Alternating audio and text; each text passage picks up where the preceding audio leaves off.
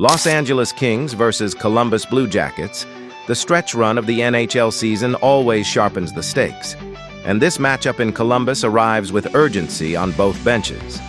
The Kings skate in at 25-23-14, battling to stay relevant in the Pacific Division race, where they sit sixth with 64 points. Across the ice, the Blue Jackets carry a 32-21-9 record and 73 points, holding fourth in the Metropolitan Division and pushing toward playoff security. Momentum is fragile in March, and both teams understand what's on the line. Columbus already claimed the first meeting of the season series 3-1, and with another matchup postponed earlier in the year, this game becomes a chance for Los Angeles to even the ledger, or for Columbus to reinforce its edge. The statistical profile tells an intriguing story. Columbus brings the more productive offense, averaging 3.15 goals per game compared with 2.56 for Los Angeles. But the Kings counter with tighter defensive structure, allowing 2.90 goals per game, while Columbus concedes 3.18. On special teams, the Blue Jackets carry the stronger power play at 19.6%, while the Kings operate at 16.8%, but hold a slightly steadier penalty kill at 75.3%. Individually, the spotlight shines on two elite playmakers. For Los Angeles, Adrian Kempe drives the attack with 53 points on 23 goals and 30 assists, firing 174 shots with relentless pace. Columbus counters with dynamic defenseman Zach Werenski, whose 65 points, including 45 assists, anchor the Jackets' offensive engine from the blue line.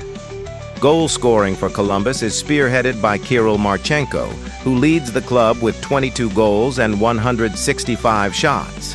These numbers reveal the core dynamic. Columbus generates offense from its defense and depth, while Los Angeles leans on top-line scoring and structure. Recent form adds another layer of drama. The Kings have been uneven across their last 5 games, posting wins over Montreal, the Islanders, and Calgary, but absorbing heavy defeats to Colorado and Edmonton, including an 8-1 collapse against the Oilers. It's a team searching for consistency, capable of sharp performances one night and defensive breakdowns the next. Columbus enters with slightly steadier rhythm. The Blue Jackets have gone 3-1-1 in their last 5, grinding out tight victories over Florida, Nashville, and the Rangers, including a 5-4 overtime win in New York. Even in defeat, they've pushed games to the edge, dropping an overtime battle with Utah and a 1-goal game against the Islanders. This is a team comfortable in close contests, and then there's the duel in net, the quiet chess match behind the chaos. Los Angeles relies on Darcy Kuemper, who carries 15 wins, a 2.72 goals against average, and a strong .896 save percentage across 39 appearances. His partner Anton Forsberg has been even sharper statistically, with a .904 save percentage and 2.70 GAA, giving the Kings dependable options between the pipes. Columbus counters with the steady presence of Jet Greaves, whose 20 wins, 2.63 GAA, and .909 save percentage anchor the Blue Jackets' crease. Backup Elvis Merdzlikins has been more volatile, posting a 3.53 GAA and .884 save percentage. But Greaves' workload and consistency give Columbus confidence. If this game tightens late, as many Jackets games do, his composure could be decisive. Tactically, the matchup hinges on pace versus structure. Columbus thrives when its defense activates offensively, allowing Werenski and Damon Severson to drive transition. That creates wave attacks and shot volume, nearly 30 shots per game. But that aggression can open lanes the other way, and Los Angeles will try to exploit it with quick puck movement through Kempe and Kevin Fiala. Special teams could quietly tip the balance. Columbus's more efficient power play faces a Kings penalty kill that has been tested often this season. If Los Angeles stays disciplined and limits Columbus's opportunities with the man advantage, the game tilts back toward even strength structure, where the Kings are more comfortable. Watch the neutral zone early. If Columbus controls possession and forces Los Angeles into long defensive shifts, the Jackets' depth scoring becomes dangerous. But if the Kings slow the tempo, win board battles, and funnel pucks toward Kempe's line, they can grind this game into their style. The projection points to a tight contest with momentum swings and late tension. Columbus has the offensive spark and the hotter recent form, but Los Angeles brings defensive balance and capable goaltending. After analyzing both teams, my first pick for this match is Columbus Blue Jackets winner. Greaves' stability in net and Columbus's deeper scoring edge should tilt a narrow game. One power play moment, one rush from the blue line, that may be all it takes for the Blue Jackets to defend home ice and keep climbing in the metropolitan race. My second pick for this match is total under 6.5. New York Rangers versus Philadelphia Flyers. The lights are up in Philadelphia, and the stakes are crystal clear. The New York Rangers arrive at 24-38, sitting on 56 points and fighting to keep their season alive in the Metropolitan Division. Across the ice, the Philadelphia Flyers carry a stronger 29-22-11 record and 69 points, holding a mid-table divisional position but eyeing a push upward in a crowded race. One team is chasing stability, the other is riding confidence. And when these rivals collide at Xfinity Mobile Arena, the momentum gap becomes the headline. Philadelphia enters this matchup with the edge in the season series and with the hotter pulse in the standings. The Rangers are trying to claw out of the bottom of the division, while the Flyers are protecting position and sharpening their playoff posture. It's a classic late-season tension point, desperation versus rhythm. The statistical tape tells a story of two teams separated by small but meaningful margins. Philadelphia produces 2.81 goals per game, while allowing 3.08. New York sits slightly behind offensively at 2.68 goals per game and gives up 3.19. Shot totals reflect another subtle difference. The Flyers allow only 25.7 shots per game compared to the Rangers' 29.0, suggesting a tighter defensive structure in front of their net. But New York does hold one clear advantage: special teams. The Rangers' power play converts at 22.2%, a dangerous weapon that can flip a game in one sequence. Philadelphia's power play sits at 15.7%, far less explosive. On the penalty kill, the Flyers hold a narrow edge at 79.5% compared to New York's 78.0%. Individually, the Stars drive the narrative. Artemi Panarin leads the Rangers with 57 points, fueled by 19 goals and a team-high 38 assists. Mika Zibanejad supplies the finishing punch with 25 goals, while Adam Edstrom carries the best plus-minus on the roster at +6. Philadelphia counters with Travis Konechny, who mirrors Panarin's 57 points and leads the Flyers with 23 goals and 34 assists. Trevor Zegras adds 51 points, giving the Flyers a dangerous second scoring threat, while Noah Cates anchors the defensive side with a commanding +17 rating. Recent form, however, swings sharply toward Philadelphia. The Flyers are rolling, winners of 5 straight. They edged Pittsburgh 4-3 in a shootout, shut out Utah 3-0, survived Toronto 3-2 in another shootout, handled Boston 3-1, and slipped past the Rangers 3-2 in overtime. That's 5 wins built on discipline, late-game poise, and clutch scoring. New York's last 5 games paint a more uneven picture. The Rangers beat Toronto 6-2 and Pittsburgh 3-2 in a shootout, but dropped 3 others, including a 6-3 loss to New Jersey and an overtime defeat to Columbus. They're hovering around consistency without locking it in. The offense flashes, the defense bends, and those small cracks have cost them points. The crease battle could ultimately define the night. Igor Shesterkin has been New York's backbone, posting 19 wins with a 2.50 goals against average and a .912 save percentage. He's turned away 971 shots and remains one of the most technically sound goaltenders in the league. Calm under pressure, square to shooters, and rarely rattled, Shesterkin gives the Rangers a chance, even when the defense falters.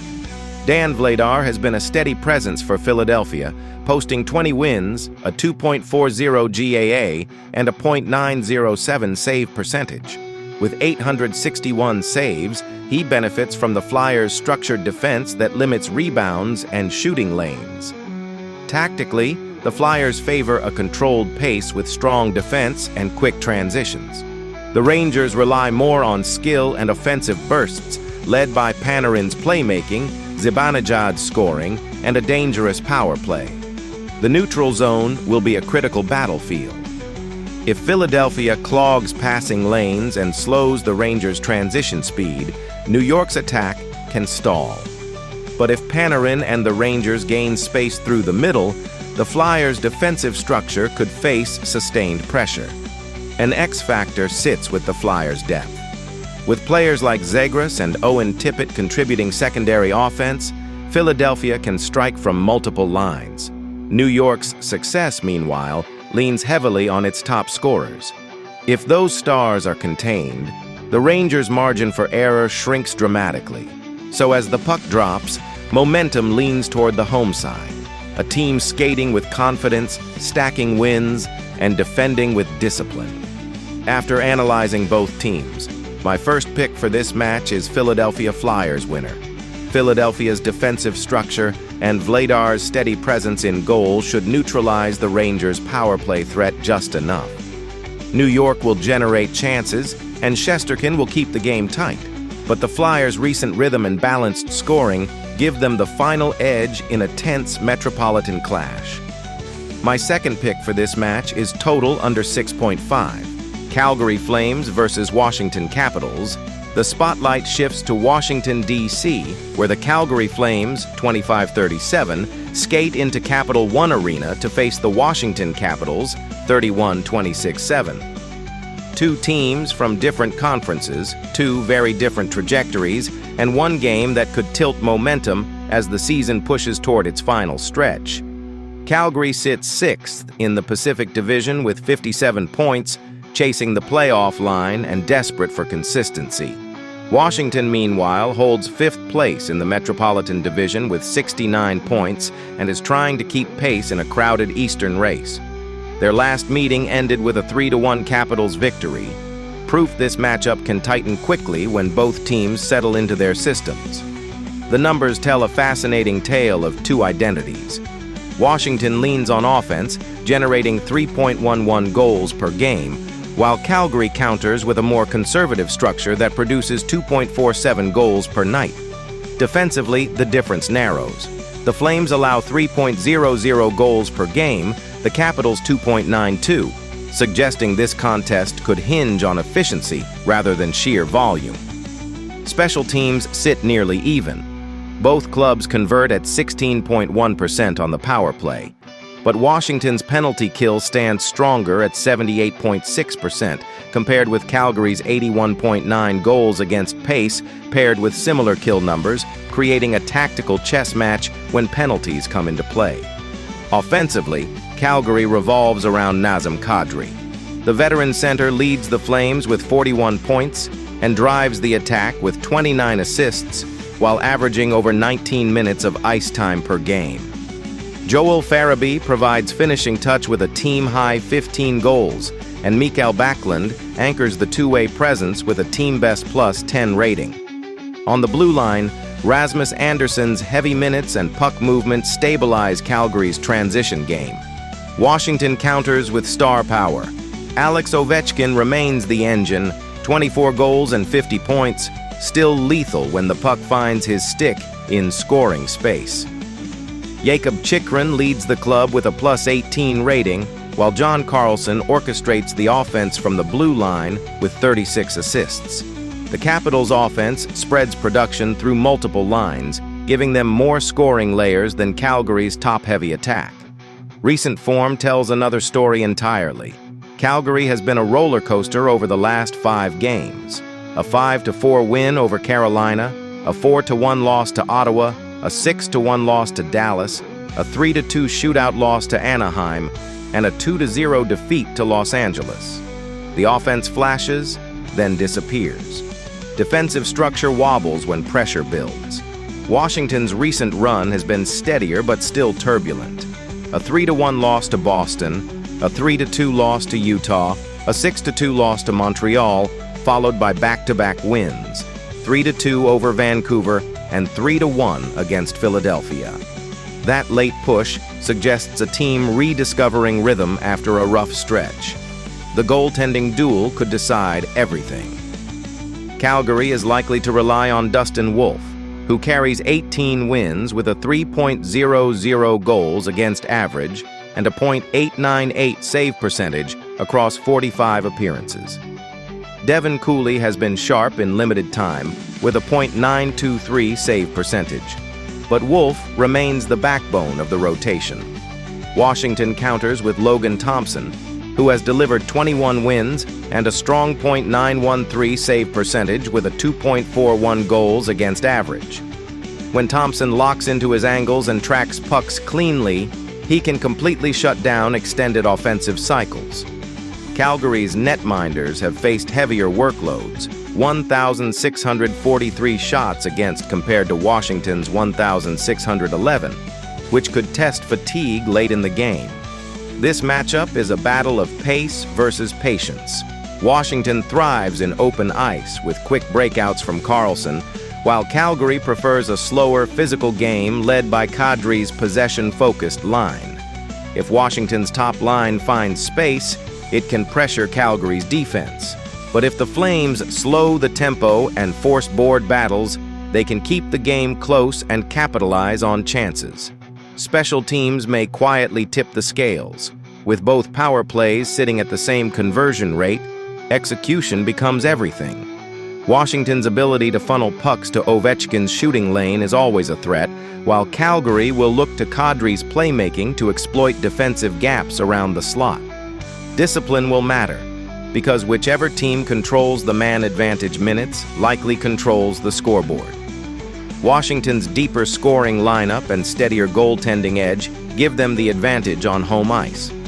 Calgary has the grit to keep it competitive, but the Capitals' offensive balance should eventually crack the Flames' defensive shell. After analyzing both teams, my first pick for this match is Washington Capitals winner. Expect a tight opening, a surge from Washington's top line in the second period, and Logan Thompson closing the door late as the Capitals secure another crucial 2 points in the Metropolitan race. My second pick for this match is total under 6.5. Utah Mammoth versus Chicago Blackhawks. The lights will be bright at the United Center on March 9th, and the stakes feel bigger than a routine regular season night. The Utah Mammoth arrive in Chicago with a 34-25-4 record, holding fourth place in the Central Division with 72 points and chasing the teams ahead in a crowded playoff race. Across the ice, the Chicago Blackhawks sit 8th in the division at 23-29-10 with 56 points, searching for consistency and pride as the season pushes toward the final stretch. There's already tension in this season series. Chicago leads it 2-0, including a 3-1 win and a dominant 4-0 shutout. Utah now walks into hostile territory determined to flip the script. The Mammoth bring a deeper statistical profile and steadier season numbers, but the Blackhawks have already proven they can frustrate them. That contrast sets the stage for a fascinating showdown. Utah's offense has been driven by the electric playmaking of Clayton Keller. Through 63 games, Keller leads the Mammoth with 63 points, including 44 assists, orchestrating Utah's attack with creativity and patience. Dylan Guenther provides the finishing touch, pacing the club with 29 goals and a 15% shooting rate that reflects a dangerous scoring instinct. Nick Schmaltz adds balance with 24 goals and 58 points, while defenseman Mikhail Sergachev contributes from the blue line with 42 points and heavy ice time. Utah averages 3.19 goals per game and owns a potent 30% power play, a number that can punish undisciplined opponents quickly. Chicago counters with a star centerpiece of its own.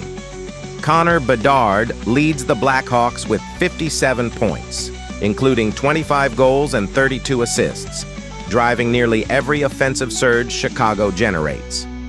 Tyler Bertuzzi has been the primary finisher with 26 goals and a sharp 20.6% shooting rate, while Teuvo Teravainen adds 28 points of secondary offense.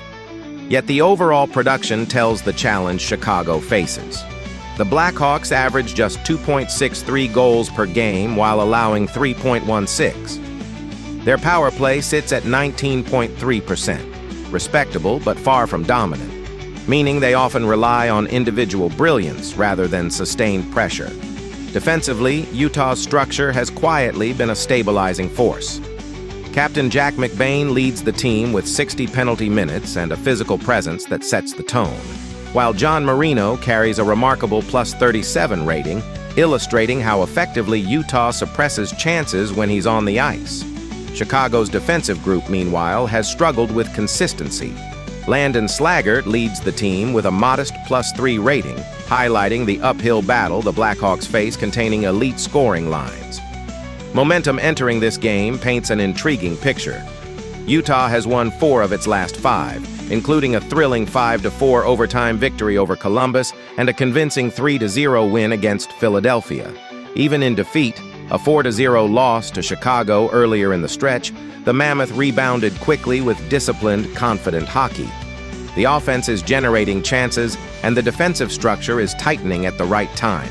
Chicago has struggled lately, losing 4 of their last 5 games to Vancouver, Winnipeg, Colorado, and Nashville.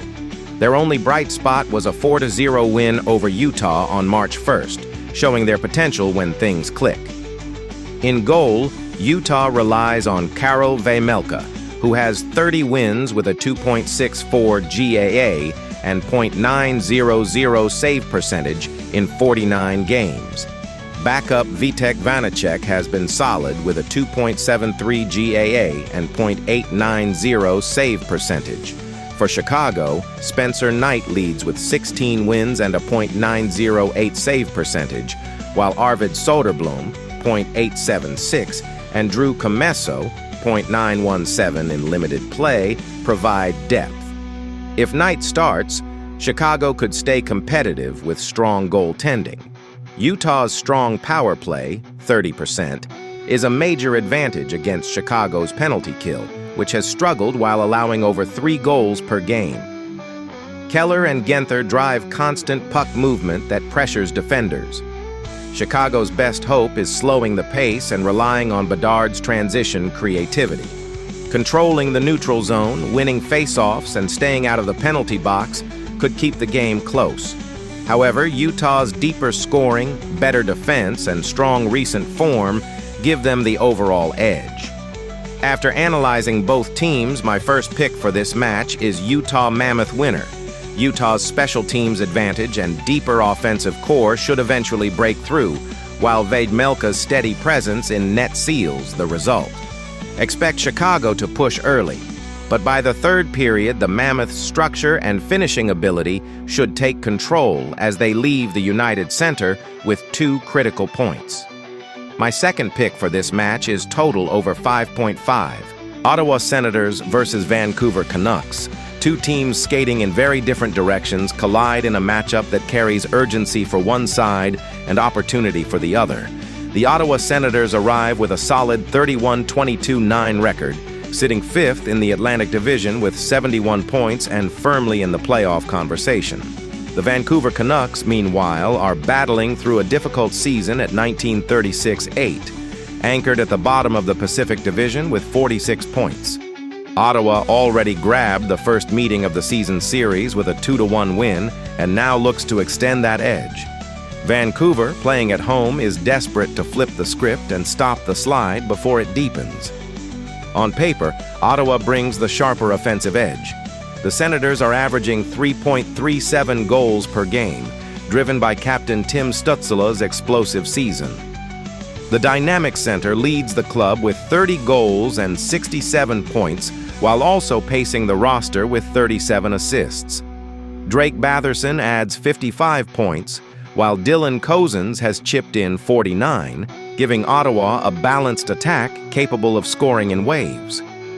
The Canucks offense has struggled to match that pace, generating just 2.56 goals per game. Elias Pettersson leads Vancouver with 38 points, while Kiefer Sherwood tops the team with 17 goals. Defenseman Filip Hronek anchors the playmaking from the blue line with 30 assists, but the overall scoring depth has been inconsistent. Defensively, the numbers also lean Ottawa's direction. The Senators allow 3.19 goals per game and generate a strong 28.8 shots per night while limiting opponents to 24.5. Vancouver's defensive structure has been more vulnerable, surrendering 3.71 goals per contest while allowing 30 shots per game. Ottawa's penalty kill operates at 73.1%, slightly ahead of Vancouver's 70.3%, while the Senators also hold an advantage on the power play at 23.5% compared to Vancouver's 18.5%. It's a classic matchup dynamic, a balanced, efficient Ottawa attack against a Canucks defense still searching for consistency. Recent form only sharpens that contrast. Ottawa has taken 3 of its last 5 games, including a 7-4 win over Seattle and a 4-1 victory in Calgary. Even in defeat, the Senators have been competitive, dropping a tight 5-4 overtime game in Edmonton and a narrow 2-1 loss to Detroit. The offense is humming and the pace is aggressive.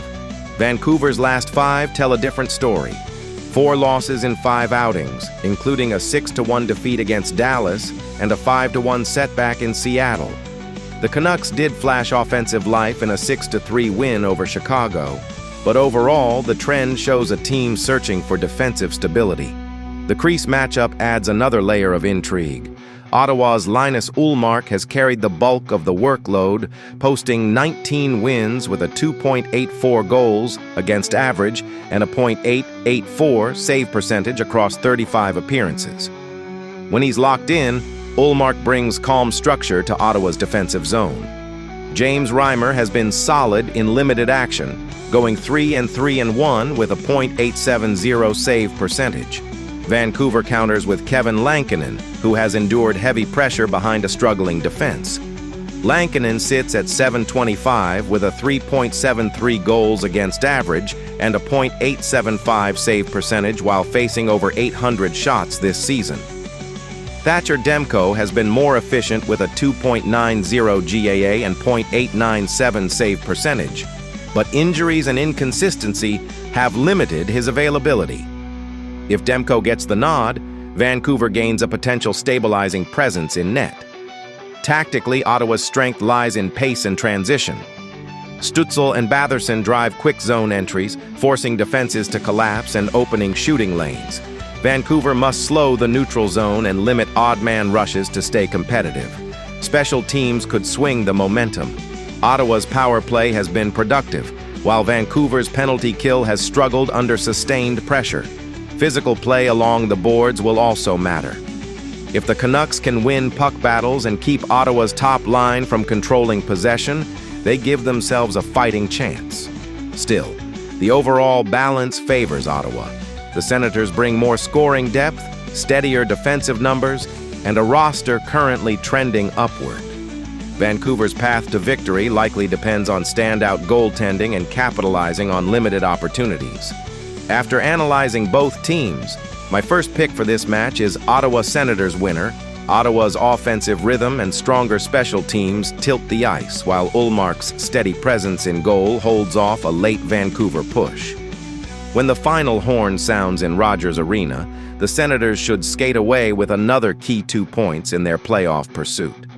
My second pick for this match is total under 6.5.